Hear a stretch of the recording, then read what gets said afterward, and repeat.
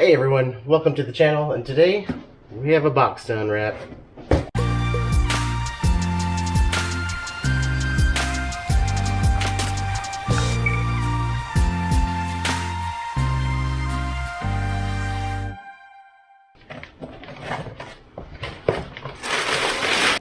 Big old box for it.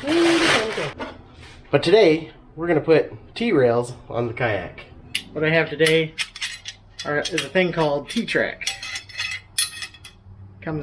This set came in 4 24-inch long pieces of track. This is originally set up for basically workbenches, and we're going to use them on the kayak today.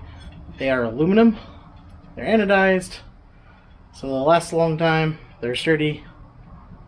We're going to give them a whirl. Alright, so we're working on the Crescent Kayak Crew again, and it's got slots dedicated for the tracks. Now I only have 4 24-inch pieces, which means I'm going to have to make 6 pieces out of the 4 pieces. And so the offcut I have on the 13-inch is going to go to the 8-inch front piece. And I have the measurements up in the right-hand corner. Also, we'll have to work around the drill holes on the rail as well. One thing you can do if you have a square is actually square up that mark.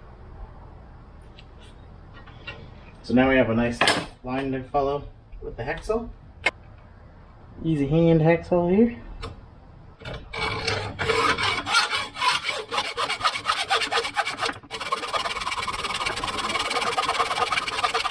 And instead of cutting with the hacksaw, you can also use Sawzall.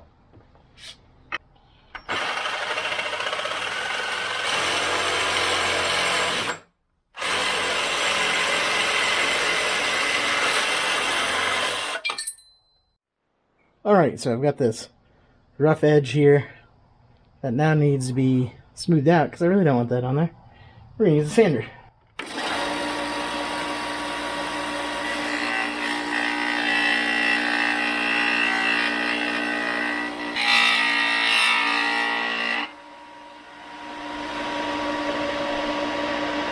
It's hot, watch out. Alright, so something else I did is I went ahead and rounded that just a little. Just so it's not as sharp. And hopefully things will get in there better. Alright, so one of the problems I have with the T-track is it doesn't have as many holes as something like the Yak Attack rails do. So what I'm going to try to do on this extra piece of metal is try to put a hole and countersink it. Now, the hole is 3/16 of an inch big. Test it. I'm just eyeballing this one. It should look like it's in the middle.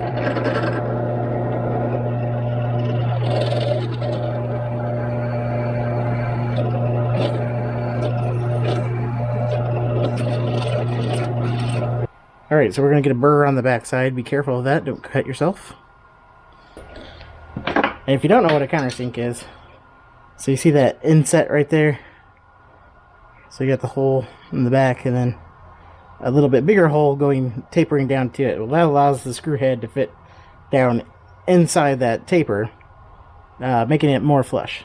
That's basically what we're going to try to do here. And a 5/16 bit.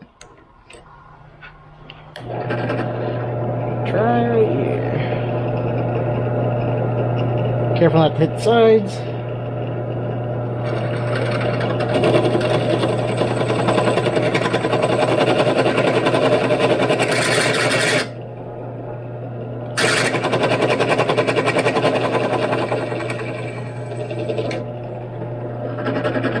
Try that.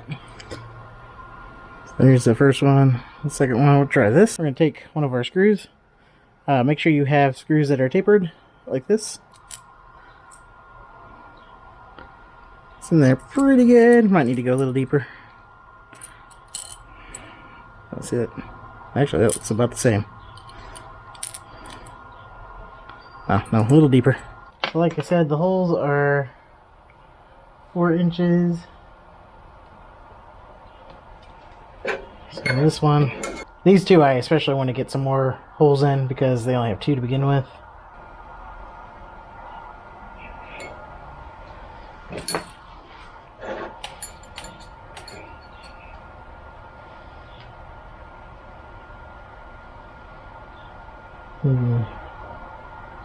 Right on the end. Yeah, I think we're gonna do 1.5 inches.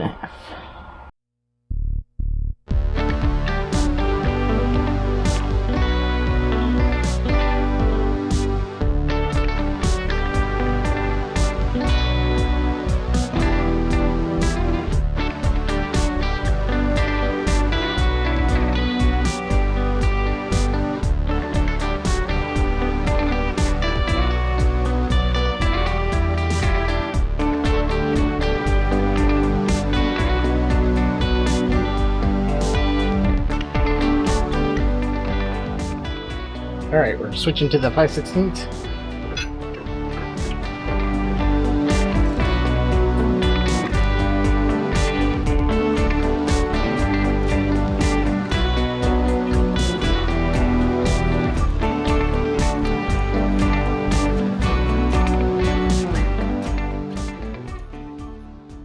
Alright, so now I gotta install the rails. This is the big long ones. I have the curved side up front.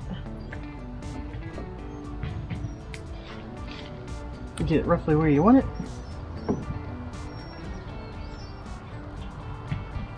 Kind of center it. Using a Sharpie just to mark the holes.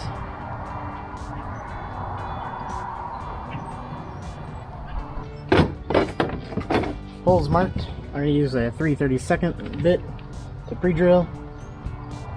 This is smaller than the actual screw.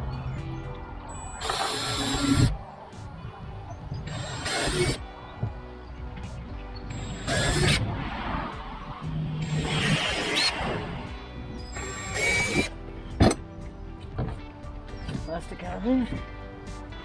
Alright. Back on. Alright, I'm going to use a drill, but we're going to go real slow with it.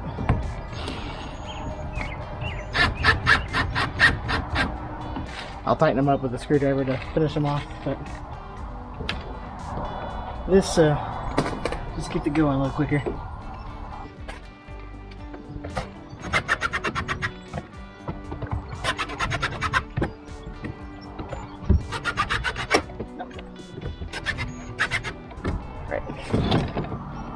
Now I'm not tightening them up with this because I don't want to strip it. Just tighten them until they're tight. Like I said, definitely don't want to over tighten these. Alright, so I have all of the gear track on. These are some of the things we can mount to it. The rod holders, a rope leash, another cup holder, roto grips for paddles. A must to get for the kayak is the kayak rails. These are about $32 for a pack of 4 for 24-inch rails. The kit that comes with the Crescent Crew is originally $125, so quite a bit cheaper. You do have to do a little more to customize it and get them in, but if you got all the tools, it's totally worth it.